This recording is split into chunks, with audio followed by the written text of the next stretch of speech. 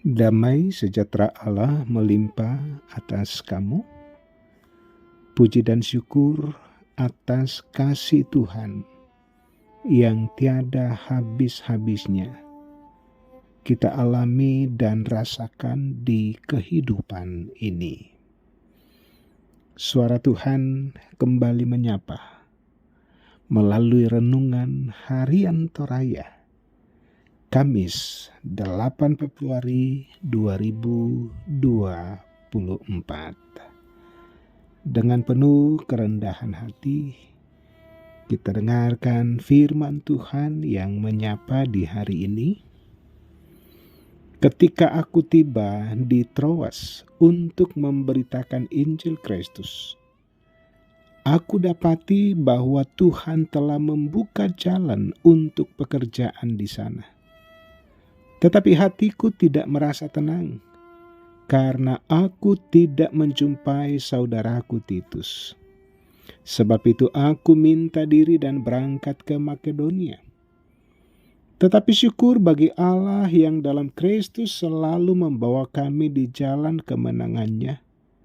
Dengan perantaraan kami, Ia menyebarkan keharuman pengenalan akan Dia di mana-mana.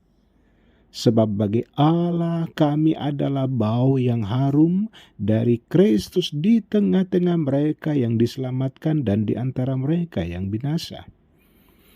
Bagi yang terakhir kami adalah bau kematian yang mematikan, dan bagi yang pertama bau kehidupan yang menghidupkan.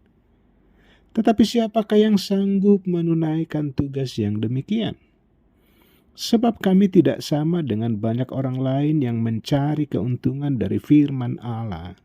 Sebaliknya dalam Kristus kami berbicara sebagaimana mestinya dengan maksud-maksud murni atas perintah Allah dan di hadapannya. Demikian firman Tuhan dari 2 Korintus 2 ayat 12 sampai 17. Amin. Hamba Kristus yang tulus, Sobat Rehat, apa yang ada di dalam hati dan pikiran kita saat kita melayani Tuhan dan melakukan pekerjaan-pekerjaannya? Ada orang yang tulus melayani karena mengasihi Tuhan. Tetapi ada pula orang yang melayani karena ingin membesarkan dirinya. Ia ingin terlihat hebat, ingin terlihat rohani, ingin menonjolkan kemampuan, dan pastinya mencari keuntungan pribadi. Kehadiran para guru palsu di jemaat Korintus merupakan ancaman bagi kehidupan anak-anak Tuhan di sana. Mereka merusak ajaran-ajaran yang benar tentang Kristus dan berpura-pura sebagai hamba Kristus yang sejati dan yang diutus. Mereka adalah penipu yang menyimpangkan iman umat Allah di Korintus. 2 Korintus 11 ayat 13.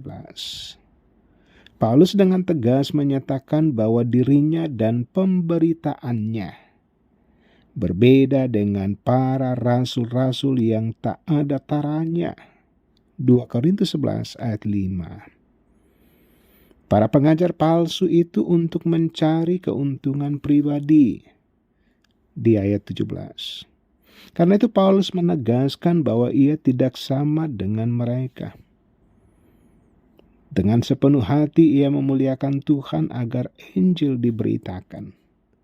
Sebab itu ia berkata-kata dan berbuat seolah-olah ia berada di hadapan Allah dan melakukan dengan ketulusan hati.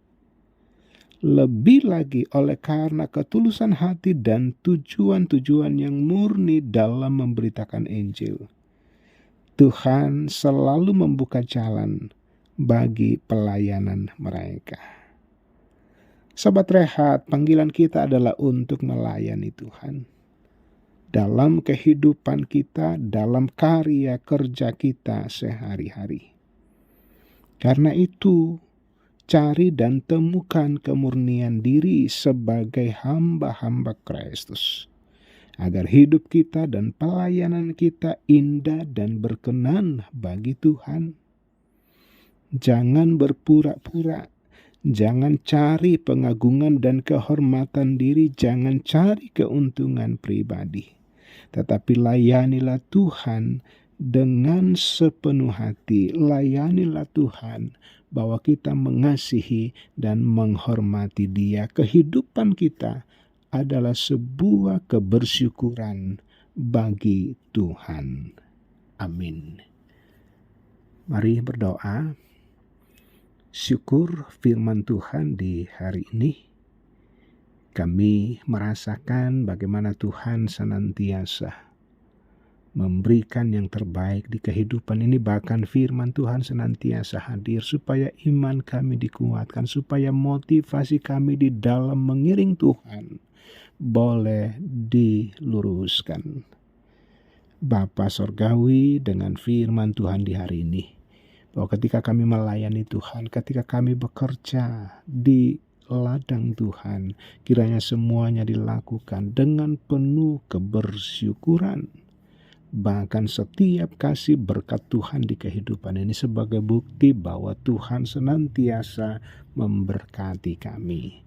Bapa Surgawi, terpujilah Engkau di mana saja anak-anak Tuhan berada di hari ini. Kasih dan kebaikan Tuhan melimpah atas mereka. Di dalam nama Tuhan Yesus. Amin. Demikian sapaan firman Tuhan.